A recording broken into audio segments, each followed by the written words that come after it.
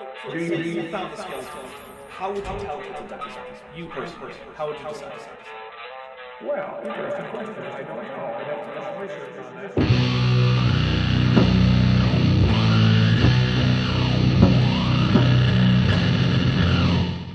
Hey there, YouTube. The Dapper Dinosaur here. I'm back with part 2 of my response to A Bit of Orange. I don't even know if this is going to be the last part because there's a lot of video left. So let's talk about whatever it is that A Bit of Orange has to say, or I guess maybe it's Sinhound now, but the channel name is still A Bit of Orange, so I don't know, whatever. Over to you. So that, when we get to what is the difference between these two models, it's real simple. Your definition has to explain what is the difference between them. So here's my question. Which of these two models, the creation orchard or the evolutionary tree of life, shows change over time, descent with modification, genetic changes between generations, changes in allele frequency, mutations, natural selection, or genetic shuffling? Which of these two models show that? They both do. Yeah, you're right. They both do. But one of them is actually able to accommodate the amount of change and the duration of change and the interconnectedness that is actually observably present in all species, and the other one has to cut all of those things off arbitrarily in favor of an imaginary flood that never happened. Both of these models include all of those things. So if you just pick one of those at random, or even the whole collection and say that's what evolution is, you have just included biblical creation under the umbrella of evolution. Yeah, because at this point, evolution is so obviously true that even evolution deniers can't really contradict it. All they can do is simply give arbitrary cutoff points at imaginary historical events in order to try and say that most of the theory isn't true, but that only the parts that are so glaringly obvious even to basically children are true. So that when you say, do you believe evolution? I can be a young earth biblical creationist and say yes, and you have no disagreement based on your weak sauce definition. Yeah, but you believe in evolution the way that someone might say, oh, I believe in gravity, just not orbits. Orbits are bullshit. See, I guess you can do that, and it's not really wrong to say that you believe in gravity if you just believe that orbits are bullshit, but it's really, really stupid. Which is why I say your definitions here all fail. You have to distinguish between those two models. If your definition of evolution does not distinguish between the creationary model and the evolutionary model, it's not a good distinction. It's not a good definition. It shouldn't be used. It's pretty easy. The actual evolution model is the model that takes all of the data into account and takes the evidence actually seriously and follows through on its conclusions. The creation model is the one that ignores well over half of all of biology, astronomy, huge swaths of physics, bits of chemistry, most of nuclear physics, and a whole host of other things. How about that? Does that distinguish them for you? Here's a metaphor. Describe the Earth. Well, the true shape of the Earth is round, such that it has a radius, a diameter, and a circumference. It has a north and a south. Between the extremes of north and south is an equator, which is in reality a curved line. Now, which have I just described, the flat Earth or the globe Earth? Take your time, think about it, read through the description there. What have I just described? Have I described a ball or a disc? Well, I'm no math major. I took geometry when I was a sophomore in high school, so it's been a while. But as far as I understand, that description fits both models. This is what the weak sauce definitions for evolution do constantly. It uses a definition that cannot be exclusively applied to one model or the other. You know, that's actually not that bad an analogy. It's almost like you have two models, both of which could be described with similar, very basic definitions, but one of which actually ignores the conclusions of the evidence at hand. Gee, sort of like young Earth creationism ignores the evidence at hand of, say, the invariance of radioactive decay rates, or the distance to astronomical objects, or the impossibility of the worldwide flood given the geological record as it exists, or the existence of faunal succession, and I can just keep going on. Now, here's a real popular one that I get all the time on the social media. Microevolution adds up to macroevolution. Or, according to Smug Cat here, he's cute but he's smug, asking if microevolutions add up to macroevolution is like asking if I think microgravity adds up to gravity. I am honestly a little bit worried that you are not really engaging with any of the scientific literature about evolution and instead just arguing with non-scientists, non-specialists, and basically just people who sort of accept the theory without really having a great basis in it, which, to be fair, is what most people do with most scientific theories. Your average person doesn't accept general relativity because they have an in-depth working understanding of it. It's just what the scientists say, so it's probably right, and yeah, they're right about that. But this isn't the greatest of analogies. I would say, rather than say gravity, maybe use erosion. So you can see stream beds eroding tiny little channels in the earth. And okay, that's a fairly minor thing, but then you can see things like the Grand Canyon in northwest Arizona that are the result of that same basic process, but scaled up immensely. And the thing is that microevolution and macroevolution really aren't any different, it's just that macroevolution, at a minimum, involves speciation. But speciation is a result of successive microevolutionary changes, adding up to the point where two groups of organisms cannot or will not interbreed, and from then on, their gene pools are isolated.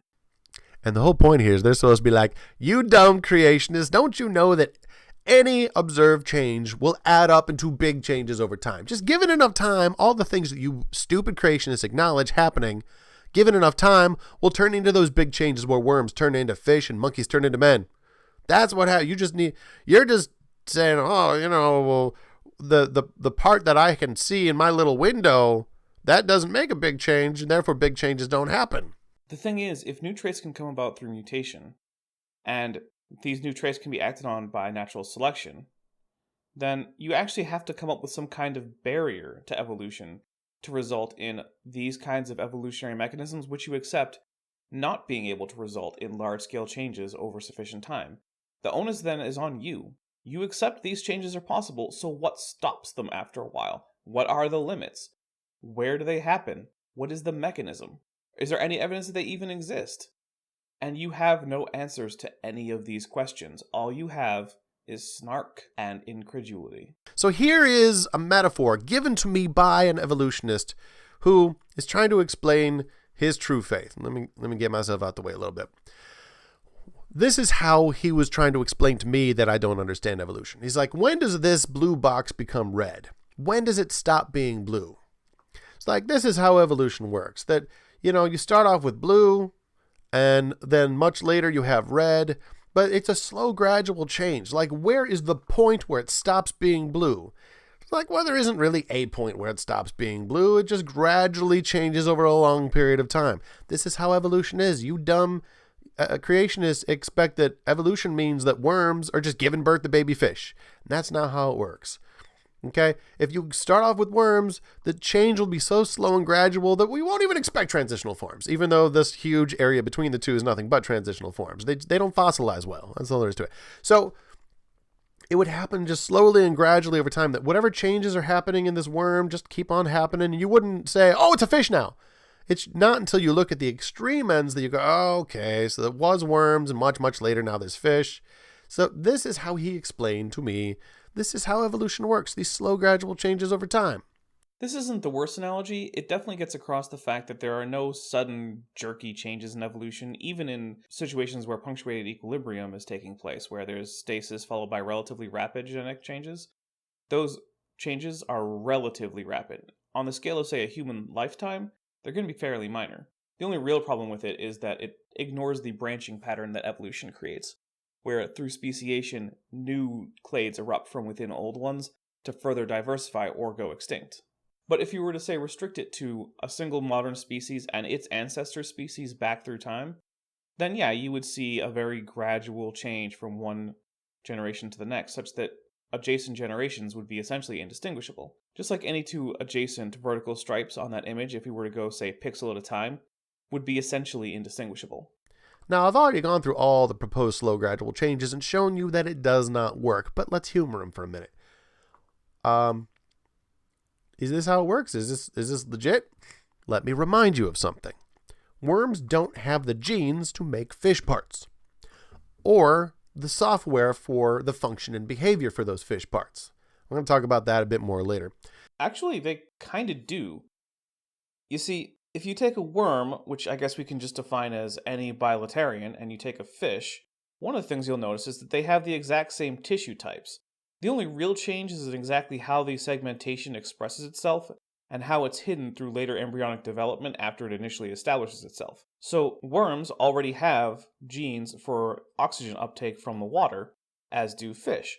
Fish happen to concentrate the areas where this happens anteriorly into the gills, made from pharyngeal arches, which are a pretty primitive chordate feature.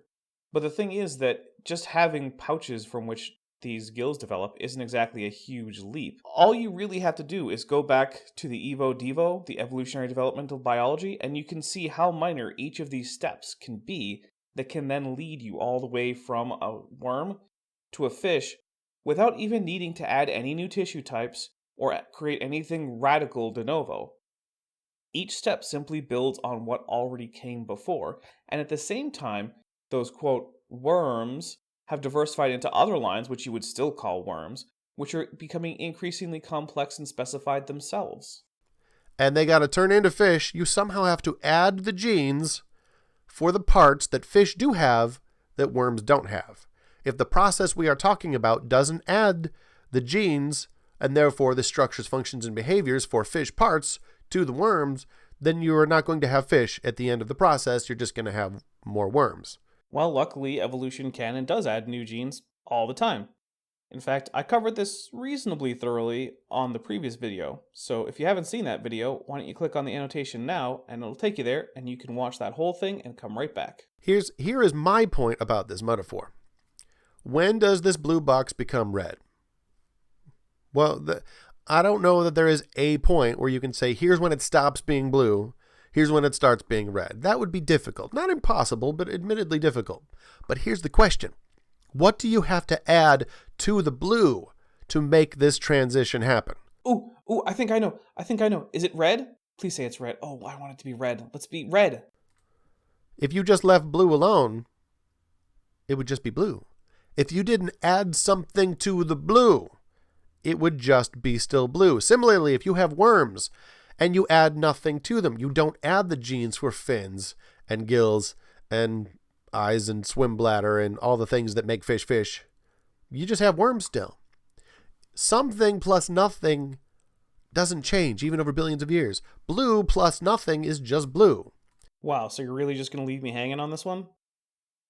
It's disappointing, man. Oh well, let's hear what other nonsense you have. So here is the point that he accidentally stumbled upon. Microevolution can't add new genes. Except that it can and does. Here's a simple explanation of one example of how that could work. We know that gene duplication occurs, either in part or in whole of a gene being reduplicated. Let's just assume for simplicity's sake that it's the entirety of the gene that's reduplicated. Okay, well now the organism has two functioning genes for a given protein. No big deal. Lots of organisms have redundant genes for various proteins. But then suddenly, there's a point mutation, or an indel inside the duplicated gene, and now it produces a new protein.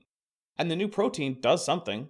Granted, it might do something bad, but there's always the chance that it will actually do something that's a bit useful. Now, it might not be a very, very useful protein, because it was just randomly assembled, but if the organism actually has a slight advantage in survival and reproduction because of that slight advantage, natural selection can then use further mutations that occur on that gene to further refine it for that new purpose. And then, voila, you have a new gene, but that is not sufficient genetic change to cause a change in species, so it's still microevolutionary.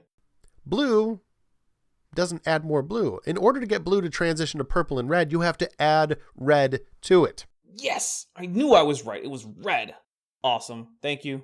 You have to add something that wasn't already there. The blue doesn't have any red. In order to get blue to turn into purple, you have to add red. In order to get purple to turn into red, you have to keep adding red until there is so much red that you can't see anything else. In fact, you might just remove the blue altogether. That's a matter of degree. But removing the blue doesn't turn blue into purple. I said earlier that this wasn't a terrible analogy, and I stand by that, but we're now getting into the area where it starts to break down, like all analogies do. It's true that in order to get your paint to actually turn red, you have to have some mechanism to get rid of the blue, but evolution tends to simply bring along baggage from previous generations. So this is sort of where the analogy goes a bit off the rails, but I don't think that makes it a bad analogy. You're just taking it too far. Now let's take a look at your mechanisms of evolution. microevolution. This is the microevolutionary changes that, given enough time, it'll add up. Which one of these produces new genes, new genetic information for structures, functions, and behaviors that didn't already exist? None of them. No. It's mutation. It's right there on the screen. Why is it that, you got, camels in Africa and Middle East, you got llamas in Central and South America, but you can interbreed those. You can breed the camel or the kama. It's because they're the same kind of animal. You can breed them together because they're the same kind. How do you know they're the same kind, though? Is it just because you can breed them together? Because you said all modern canines were the same kind, but you can't breed, say, the African painted dog with a fox. So it can't just be that they can breed. So it must be that there is evidence that they're related to each other from things like morphology and or genetics. But then all camelids are artiodactyls, and all artiodactyls, which includes whales, by the way, are ungulates. And all ungulates are phareungulates. And all ungulates are Loracitherians. And all Loracitherians are eutherians. And all eutherians are therians. And all therians are mammals. And all mammals are mammaliforms. And all mammaliforms are cynodonts. And all cynodonts are therapsids. And all therapsids are synapsids. And all synapsids are amniotes. And all amniotes are tetrapods.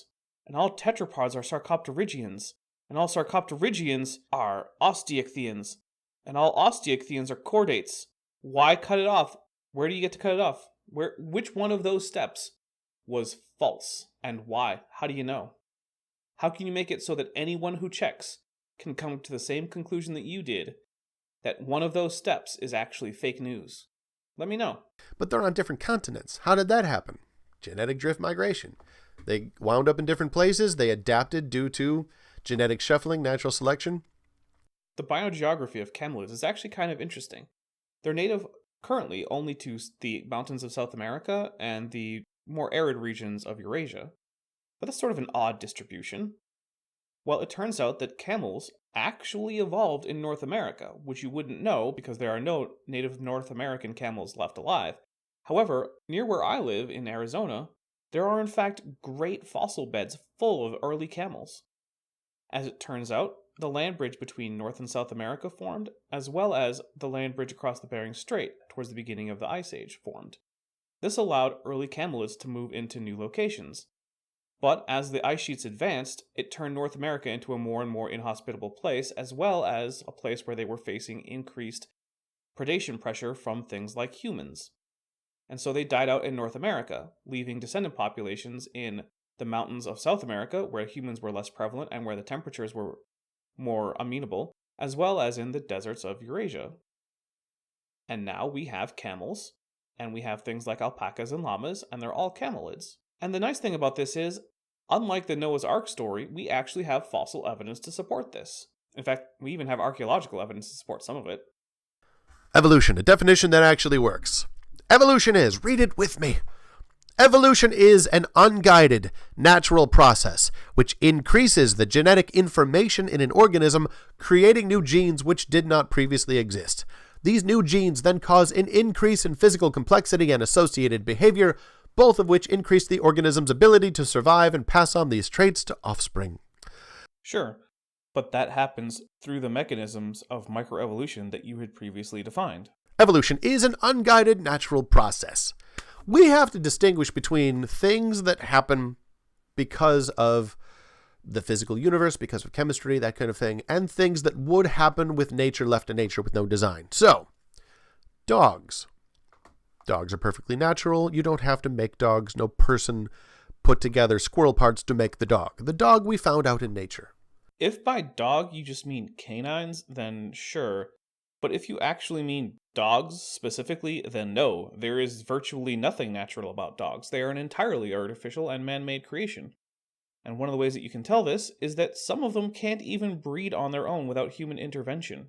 So it seems like maybe you're not that good at distinguishing between natural and man-made things in the first place. Maybe you should figure that out on your own before you preach about how other people should do it. I say that we found them because God made them. Just as the mountain there, Mount Rushmore, God made that mountain. through some particular process. Maybe volcanic. I don't know. I wasn't there when it happened. But the point is, what you're looking at here, the poodle on one side and Mount Rushmore on the other, are examples of things that would not happen if nature was just left to nature. Nature. Oh, so you do know that dogs aren't in fact something that is found out in nature. Maybe you should be more careful with your wording. The poodle is not an animal that is natural, that it would not occur in nature with nature left to nature. Mount Rushmore is also not something that would result because of nature left to nature. Now, both of these tell us something about nature itself. The ability to create a poodle by breeding different types, to selectively breed dogs until we wind up at the poodle, tells us something about genetic variability, tells us about breeding, tells us about descent with modification, but it does not tell us what nature left to nature would do. Therefore, it tells us nothing about evolution. Well, no, because the method used to derive a poodle from a wolf was in fact evolutionary. The only real difference is it replaced natural selection with artificial selection by humans. Saying that that can't tell us anything about evolution is sort of like telling us that building a building out of rocks can't tell us anything about the material strength of rocks. Well, obviously can, even though that castle is artificial, whereas a mountain isn't. They both have to use the same mechanical and physical principles to stand.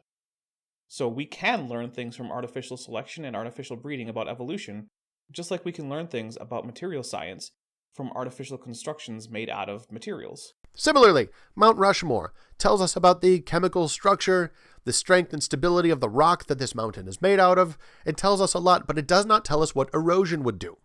So the poodle and many breeds of chicken and horses and things like that we have created through selection, through artificial or intentional selection, they don't tell us anything about evolution because they are not what nature would do left to nature. The Chihuahua would not exist in nature. Mount Rushmore would not exist without an intentional artist creating it. So when people point to things like, well, in the lab, scientists created blah, blah, blah, blah, blah, and that proves that something could evolve. No, what it shows is that intelligent interference can result in a wide, diverse range of outcomes. But it does not say that nature left to nature would create. And also, we're distinguishing here. As a rule, laboratory experiments in evolution do not involve artificial selection, because which organisms are going to survive and then pass on their genes to the next generation is not actively selected by the experimenter. Instead, certain environmental conditions are created under very controlled environments that will then favor certain kinds of organisms over others within the population. So for instance, that might favor larger organisms or organisms that can't fly because it's expensive and there's no need to. The reason that this is in fact evidence for evolution is because you can set up very carefully controlled experiments and then let them go on their own. So you can eliminate other things besides evolution, such as artificial selection, as causative agents in the process. Denying this is basically just denying the validity of experiment. It's like saying, oh, well, you can't measure the speed of light with an interferometer because you had to specifically intelligently design that experiment. You don't know what light does outside of interferometers. Well, there's no good reason to think it acts differently. If you want to just shelve the entirety of science, be my guest, but maybe you should get off the internet. Between evolution as a natural process, and it's meant to be as natural as erosion, that when it rains, the mountain gets worn down a little bit. When the wind blows against it, the mountain gets rounded off, the edges get less sharp because of erosion, a perfectly natural process. The rounded parts of the mountain here at the top, those are not rounded because somebody sanded off the edges. Those are rounded because nature, weather, wind, rain, snow, ice, broke off the sharp edges until it was all rounded. So natural processes applied weathering to a natural object to create a change. So what's the problem with natural processes applying pressures to a living group of organisms to cause change in how they're shaped over time?